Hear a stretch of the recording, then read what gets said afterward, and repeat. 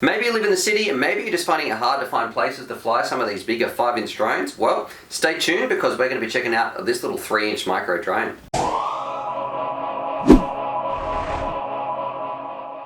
G'day, Stu here from UAVfutures, and today, well, we're going to be checking out this little one. This is the Sparrow. This is from Gep RC, and pretty much what makes this one special, it's a little 3-inch racer. You might already have some 5 inches at home. You might be finding it hard to fly them because you need a lot of space. This thing's still going to offer you a full FPV racing experience, except it's just shrunk down. It's still going to be super quick, but it's definitely not going to be as noisy or as intimidating and a little bit more agile in some of those smaller places. Anyway, what we're going to be doing, this is a 2-part review. So in this part 1, we're going to be sticking it on the bench, breaking it down, having a look at all its components, how it comes, because it's got some pretty cool stuff in here, and I got to admit, it also looks pretty good.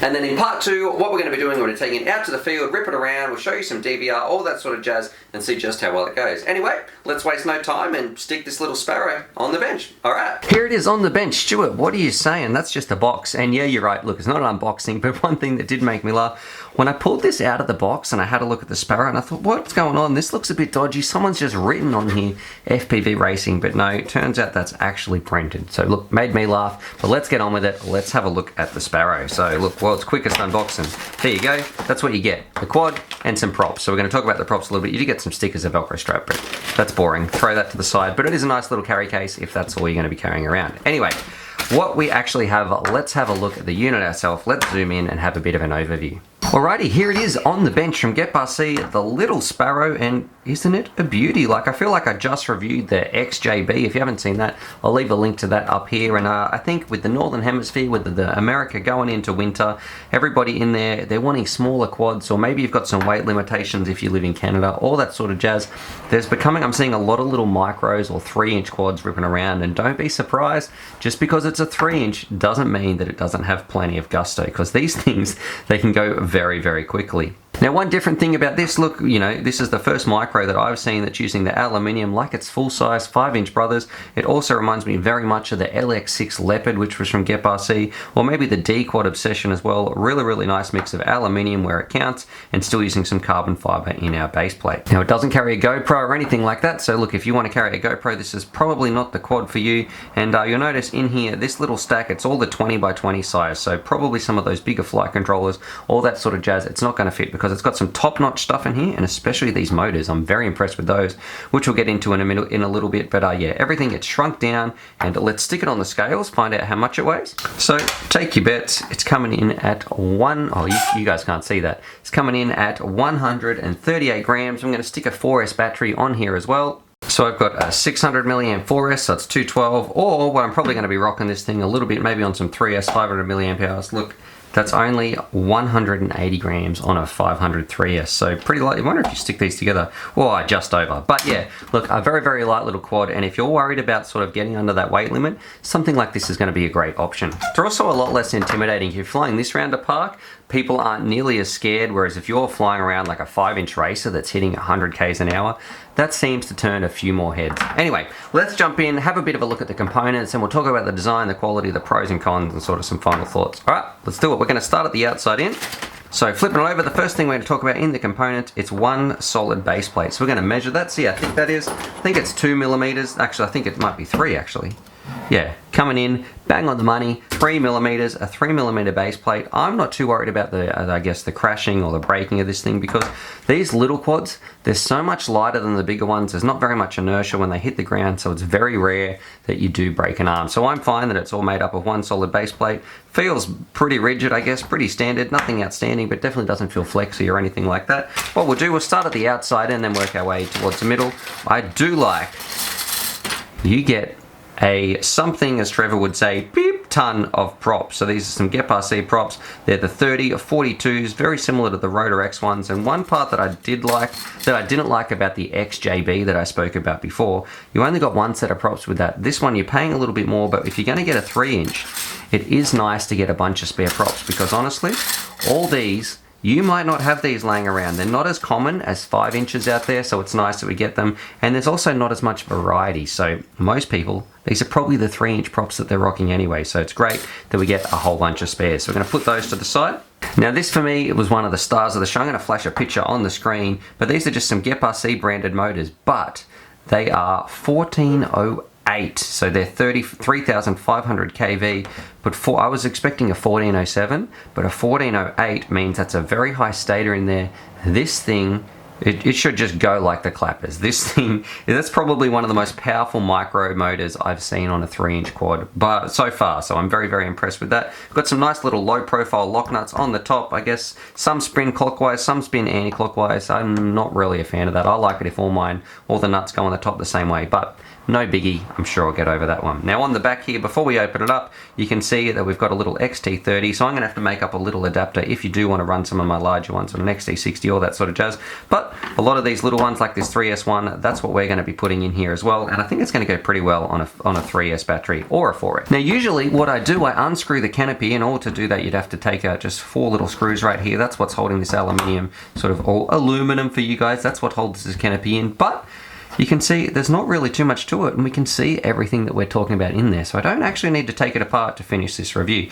So they're all running into our ESC on the bottom. It's a 35 amp 4-in-1 little ESC. You can take to a 2 to a 4S LiPo, ROX D-Shot, all that sort of jazz. Now on top of that, that's where we've got our little flight controller. I should also mention there's a nice little buzzer, which is a good touch because you don't want to lose these things. The smaller they are, you can lose them pretty easy, so I like that we've got a buzzer. Then on top of that, we've got our F3 flight controller, so that part's where I feel like it's a little bit of a letdown. Most people aren't going to be able to tell the difference, but you know, we are moving into F4 boards at the moment, so you know, I guess time will tell how this thing holds up. But look, F3 is fine. I still fly a lot of F3 quads, but I would have liked to see an F4 board, so it's rock and beta flight, all that sort of jazz. On the top right here, this is where we've got a little micro changeable VTX, which is a little bit interesting because it offers the power levels of 0, 25, 50, 100, and then 250. So look, 250 might be a good option out there for people who want a little bit more. Most of them stop at 200, so it's nice you do have that little option. You've got your display on the top. We've got a little XM receiver right there for Frisco, and I must say, the way they've got these antenna mounts in here, I think they're great. They're going to be staying out of the props. I will be putting a little bit of hot glue on there though, because they do move around just a little bit, but I think that's great. Rather than having them hanging out, they're not going to be hitting the props anytime soon.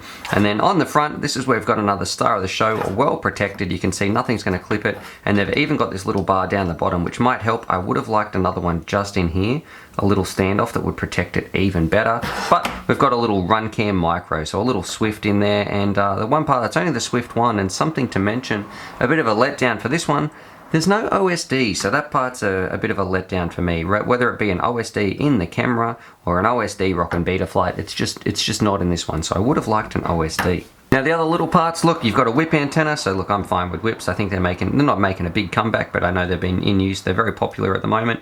We've got a little micro changeable, you know, those colored LEDs, so you can set them up to whatever color you like, and I like LEDs, it's fun, especially when you're flying around or chasing your friends, or you can see who overtakes you, all that sort of stuff. And then on the bottom, it is nice, you've got this sticky pad, so your batteries shouldn't be going anywhere, so I'm a big fan of that as well. Now one part I do like, the Velcro strap, finally, it's not one of those stupid ones that sort of you have to tighten very awkwardly. This thing just simply slides in there. Look how easy that is.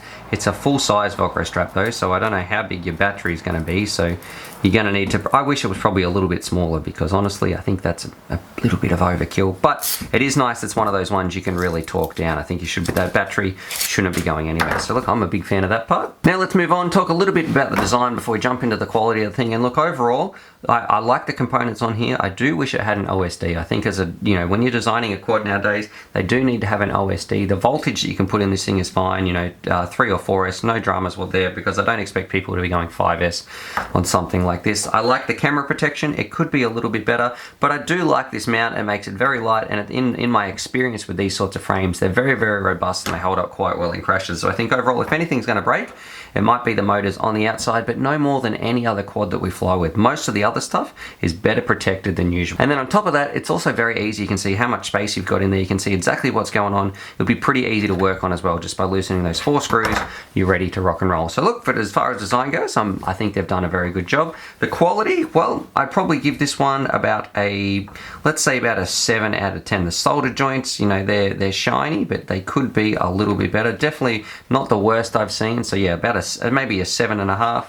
There is no Loctite or anything like that in the motors, so make sure when you're going to get one of these, put that in. But they do have some little things that I do like. Yeah, put your Loctite on, but they have taken precautions like putting good FPV antenna protectors on. You need to hot glue them in, but that's still, you know, going towards a little bit of quality. And they've also, if you can see just here, they've put a little zip tie in that's going to hold that down. Most quads, when you get, they don't do that. So I like that you're putting that in there. That's going to stop these getting ripped off your board if you jettison your battery. So that's a nice little touch that adds a little bit of quality. Things like that, I think that quality control are nice to have. Now, as far as the pros and cons, I guess, well, you know, these things, they're not cheap. You can pretty much get a full-size racer versus a 3-inch, but a lot of you guys out there, you've probably already got a full 5-inch one. I'm not sure how it flies. I'm thinking it's going to fly pretty well, but the proof's in the pudding, and we're going to have to wait and see to the part 2 review. Wait till the weather changes a little bit so we can go out, rip this thing around, and put it through its paces. But yeah, so the price is definitely one to think of. And other than that, it doesn't have an OSD, so that's a bit of a con as well. Not a big fan of that. I do wish it had an OSD. What I'm probably going to end up doing is swapping out this FPV camera and putting in something like a Micro Split 2 that has a built-in OSD. A very, very easy mod to do, but you know, then you've got to buy a second camera. So that part's a little bit of a shame. I wish they did that in the first place when they changed that. And as far as the pros go, very clean design, love the motors, super lightweight, and it's just a very, very all-round, looks like a good little micro. It should be going very, very quickly. Of course, it can't carry a GoPro, but that's not really what we're after with these little 3-inch builds. So look, overall, I can't wait to take this out, rip this thing around, and I think we're going to be in for a lot of fun because these motors, oh, I love all the props you get as well. I think we're going to be having an absolute ball. Alrighty, so there it is. There's my part 1 review of the Sparrow. I like what this thing is doing. I really like the motors. I'm expecting this thing to absolutely rip, especially for a little micro drone. I think it's going to be a lot of fun. Super super agile and nimble. I can't wait to take it out, rip it around, and that's exactly what we're going to be doing in part 2, so stay tuned. We're going to be handing over to Grumpy Trev, Crash Test Cal, sort of giving this thing, putting it through its paces, having a lot of fun. And look, is this thing perfect? No. Is it pretty good? I'm going to say absolutely. The only things I really wish it would change is I really wish it had an OSD, because if it had an OSD, it would be an absolutely fantastic little 3-inch. That's if it flies really well. So that's what we're going to be checking in part 2. So drop your comments down below. What do you think about Gep RC's little Sparrow? What would you like to see? What are your thoughts on it? Subscribe for more FPV related content, and as always, happy flying. Alrighty, so hopefully you guys enjoyed that video. Definitely subscribe if you're new to the channel and check out these videos. And I'm also going to leave a little link here to my Patreon page because I've got some fantastic Patreon supporters and I like to give back to them as well. So if you want to join the UAVfutures family, there's things like bonus velcro straps, little bundles of FPV goodies and things like that that also get sent out. Anyway, happy flying.